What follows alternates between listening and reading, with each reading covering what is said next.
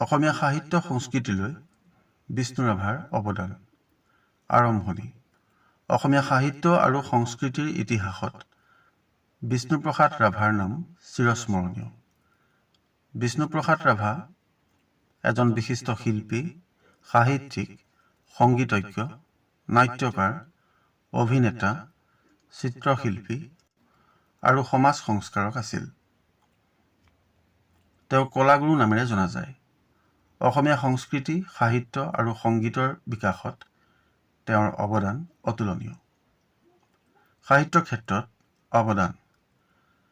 সাহিত্যৰ ক্ষেত্ৰতো বিষ্ণুপ্ৰসাদ ৰাভাৰ অৱদান উল্লেখযোগ্য। তেওঁ বহু কবিতা, প্ৰবন্ধ, নাটক আৰু গীত ৰচনা কৰিছিল। তেওঁৰ সাহিত্যকৰ্মত সমাজৰ দুখ দুৰ্দশা, শোষণ বঞ্চনা আৰু মানৱ মুক্তিৰ আদৰ্শ প্ৰকাশ পাইছে। তেওঁ সাহিত্যক সমাজ পৰিৱৰ্তনৰ এক শক্তিশালী মাধ্যম হিচাপে ব্যৱহাৰ কৰিছিল। সংগীতৰ ক্ষেত্ৰত অৱদান।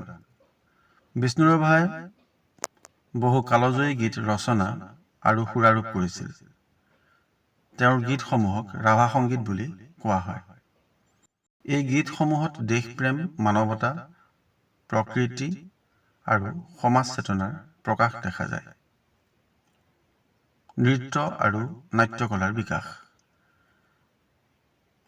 তেওঁ ভাৰতৰ বিভিন্ন লোকনৃত্য আৰু শাস্ত্ৰীয় নৃত্য অধ্যয়ন কৰি অসমীয়া নৃত্যকলাক সমৃদ্ধ কৰিছিল। নাটক ৰচনা আৰু অভিনয়ৰ জৰিয়তে অসমীয়া নাট্য জগতলৈ বিশেষ অৱদান আগবঢ়াইছিল। নাট্যকলাৰ ক্ষেত্ৰত বিষ্ণুপ্ৰসাদ ৰাভাই বিশেষ ভূমিকা পালন কৰিছিল। তেওঁৰ নাট্য চৰ্চাই অসমীয়া সংস্কৃতিক অধিক সমৃদ্ধ কৰিছিল। লোক সংস্কৃতিৰ সংৰক্ষণ। লোক সংস্কৃতিৰ সংৰক্ষণ আৰু বিকাশতো তেওঁৰ অৱদান অপৰিসীম।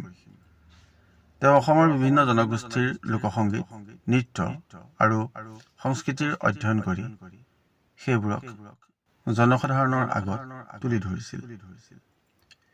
ইয়াৰ ফলত অসমৰ বৈচিত্ৰ্যময় সংস্কৃতি অধিক জনপ্ৰিয় হৈ উঠিছিল। সামাজিক আৰু সাংস্কৃতিক জাগৰণ। তেওঁ সংস্কৃতিক সমাজ পৰিৱৰ্তনৰ শক্তিশালী মাধ্যম হিচাপে ব্যৱহাৰ কৰিছিল। সমতা, ন্যায় আৰু মানৱতাৰ বাণী প্ৰচাৰ কৰিছিল। সামৰণি। বিষ্ণুপ্ৰসাদ ৰাভাই অসমীয়া সাহিত্য, সংগীত, নাটক আৰু সংস্কৃতিৰ বিকাশত অপূৰ্ব অৱদান আগবঢ়াইছিল।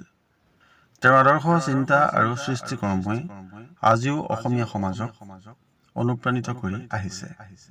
সেয়ে বিষ্ণুপ্ৰসাদ ৰাভা অসমীয়া সাহিত্য সংস্কৃতিৰ এক উজ্জ্বল নক্ষত্ৰ হিচাপে চিৰদিন স্মৰণীয় হৈ থাকিব।